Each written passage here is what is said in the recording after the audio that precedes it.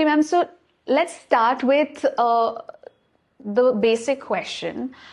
When is the right time for someone to get themselves tested when it comes to hearing issues? There are two things. One is the age.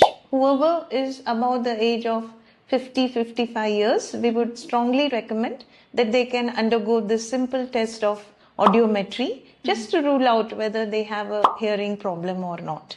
And the minute anyone gets a feedback that I had to repeat to you twice before you heard me, then the person should, out of his or her own interest, come for a hearing test.